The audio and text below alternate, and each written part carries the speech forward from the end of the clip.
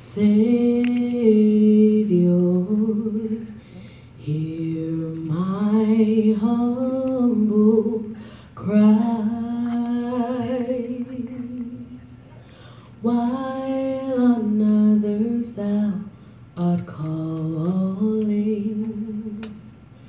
Do not pass me by. From the lips of our ancestors, the salt of hope beats the air, escaping from lungs constricted by asthma, fear of the unknown tomorrow, could be the day when death knocks at their door, clothed in the fashionable three-piece suit and draped in Caucasian skin, ripping the life from their veins with whips laced with hatred and disgust.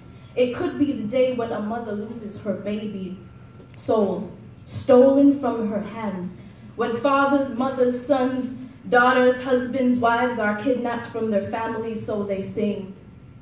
Savior, Savior, hear my humble cry, while on others thou art calling. Oh, do not pass me by. In hopes that the God above and their oppressors on earth would hear their plea. They cry in hopes that the birthmark of the shackles on their hands would be erased from their DNA and the children of tomorrow will be free. They cry because of the weakness in their overworked bodies and the screaming calluses on their hands. They cry because they have never truly lived, only endured and survived. Their voices emitting sound waves, creating ripples in the air, tickling the air around, but they are ignored, cries disregarded. No worth viewed in the utterances from their lips unheard. Cattle on a farm used to enhance the white man's coffers, robbed of their inheritance. Screams emitted by women who were raped and violated by cruel men unheard. Whips tainting and breaking already broken bodies too weak to carry on. The yelling of the broken bones begging for mercy as they snap beneath the weight of mistreatment unheard. Savior, Savior, hear my humble cry, while on others thou art calling. Oh, do not pass me by.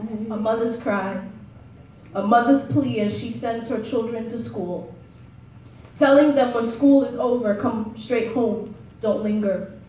Living in fear that they may never come home alive, one shot, two shot, bullets from a Glock released in a shootout between gangs, straight bullets clipping arteries, children dying in the streets, no longer physically shackled but bound by violence and hatred from our brothers and sisters, bound by the false mentality that this is what we have to do to survive. Still slaves because we never understood what freedom means. A young man hugs his father before he leaves for work, with plans made to meet up at a basketball game. Father never showed. He will never make it home. Death knocked at his door dressed in a police uniform, draped in Caucasian skin, pulled over on the side of the road because his car was too nice for the color of his skin. Got shot because the cops saw a gun, but it was a gun, no a cell phone, no a gun. Media lies, painting the picture of a criminal using photos of his past to dictate who he is now and why he deserved to die. The people who are to protect and serve, serving of innocence on a platter, getting sick leaves with pay, no consequences. We can do things our ancestors never could, but it seems the stain of mistreatment has yet to be removed from our DNA. While on others thou art calling,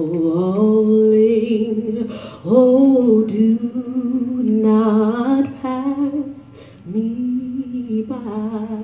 Our ancestors' cries were stronger than the thunder on a stormy night, yet they went unheard by their captors. Our ancestors, though, were never snuffed to silence. It was the pride, ego, and superiority complex which made the heirs of the slave owners deaf.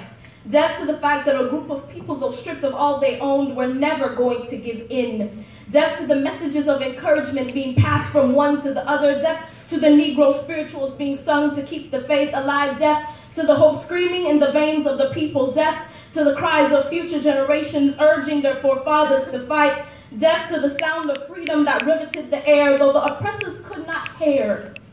The sound was all around, urging our forefathers to stand and fight as death stared them in the face. The song of resilience and tenacity of our ancestors was fed to us through our bloodline. To us they say, fight the injustice.